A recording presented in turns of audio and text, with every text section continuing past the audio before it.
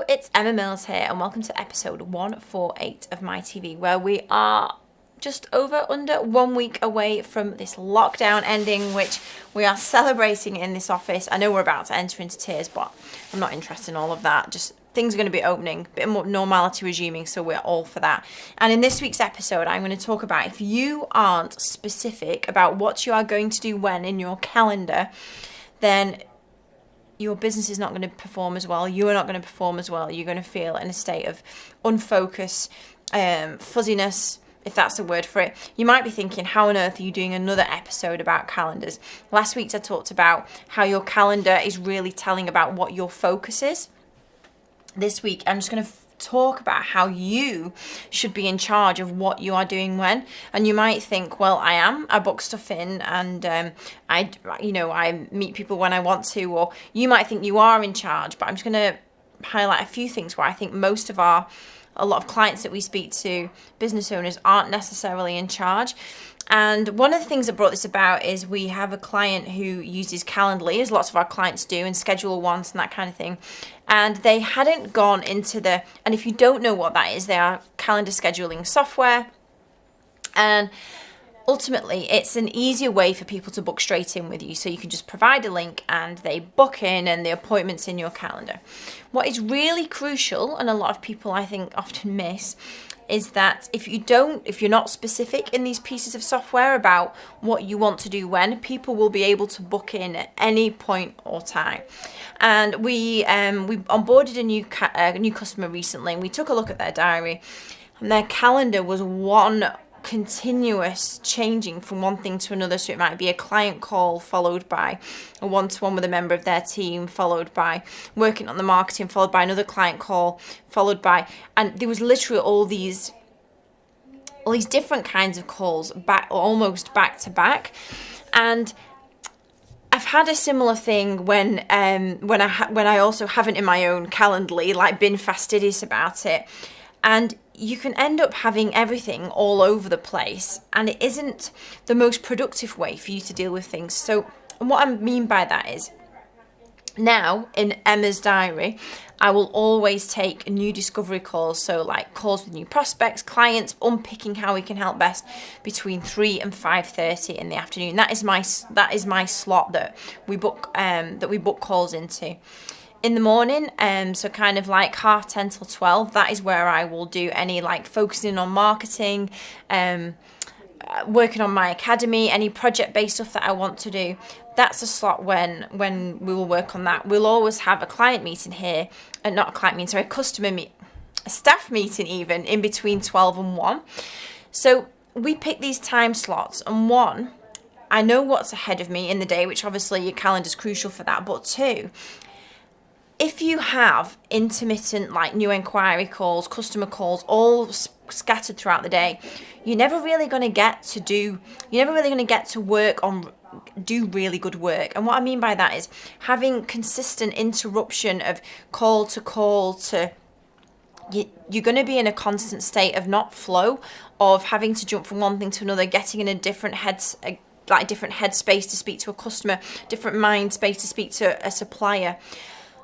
With this MiTV, what I'm really wanting you to focus in on is, do you just let stuff get booked into your calendar as and whenever, and actually then you realise you've got like maybe a client call at 5:30 on a Friday, and it's not really like your best place to speak to a client. Do you then realise that you've got like a heavy staff meeting first thing Monday morning, when actually you've got really you want to focus in on moving a project along, moving your marketing along before you get stuck into the urgent stuff in the day-to-day. I really highly recommend you will know when you work best during the day. And I know that when I've tackled all the stuff that needs to get done in the business, the marketing, dealing with client staff, I know that 3:30 till 5 is a really good time for me to focus all in on new inquiries, help them unpick how we can help them best in the business, give them advice.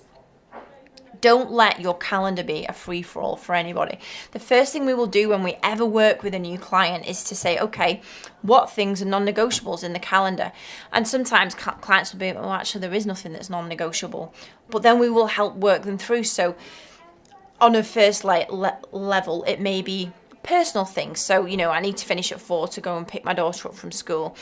Fridays, I don't really want to be having to go into the office on a Friday. It's more of a day where I can spend some time with my kids, work on things that I want to work on in the business. I don't necessarily want like customer facing stuff. And maybe that somebody wants to go to the gym every lunchtime, but you know, it's your calendar. Nobody said you had to do things when other people wanted to do them. So we would always understand what like the personal level non-negotiables are. And then internally in the business, do you have meetings or calls or things that absolutely can't be moved? And then we'd kind of understand, well, when do you work best? If you need to work on the marketing, are you actually a morning person? So is it like, you know, 7 till 8:30 is your sweet spot to have that blocked out? Are you actually an evening person? And when all the stuff in the day is done, 4 till 5:30 or 5 till 6:30 is your sweet spot. And then we'd look at, okay, if you're dealing with new inquiry calls, what slot can we book these in? My big thing is look at the calendar, look what works best for you. It's a real causer of stress when you're having to go from one thing to another without actually being able to focus on it, give it the attention it deserves. Flitting from one thing to another, having bitty calls all over the place. Just get some blocks and chunks sorted out. You know, one of the best things, this is a really good story actually, one of the best things that we ever did in MyPA is we took control of when we onboard clients. And now that might sound very stupid in that why did you not do that from the beginning? But I feel like a lot of business owners might have been there when they get new business and they just want to take it and they'll go, yeah, we can do it tomorrow. Yeah, we can do it on such a date. Yeah, we can do it to suit you. One of the best things we ever did was made a decision to go, we only onboard clients on a Tuesday and a Thursday for MyPA. We have one, sometimes 2 slots available on a Tuesday, one, sometimes 2 on a Thursday, but it's often we do 1 a day. And for us, that works really well. You know, it's repeatable. We know that Tuesdays and Thursdays come around and we should have slots filled to onboard clients. We know that when we onboard my call clients, we'll have welcome calls in the afternoon, usually between like 2 and 4. Like the best thing we ever started to do was get some clarity to when we wanted to do things that we knew we could deliver it best. And I would just highly recommend that you look at your calendar and you don't just think, oh, every day is the same, because it isn't. Be really specific about what you want to do when and what works best for your business, because I think a lot of business owners forget it is your business and you chose to start it because you obviously, you know, enjoyed what you do. You want to earn money from it. You want to have freedom. You know, it never had to be that you just needed to fit in with how other people wanted to pay you or how they want to spend your time. You know, take ownership of it and go, actually, no, what looks really great for us going forward is that we'll have client meetings on this day. New inquiries will fit into these slots. And you know, it's possible to do that, and it doesn't just have to be one free-for-all.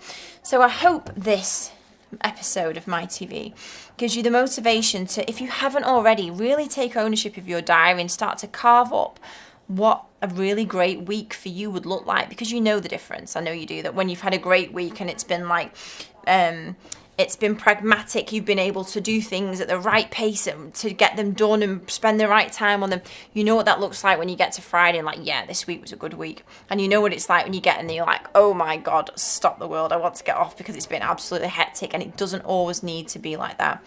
So if you obviously want any help on how to control your own diary and how to carve that up, you know where we are. Feel free to reach out. But yeah, I hope this helps you to get your head out of the dirt and into the clouds.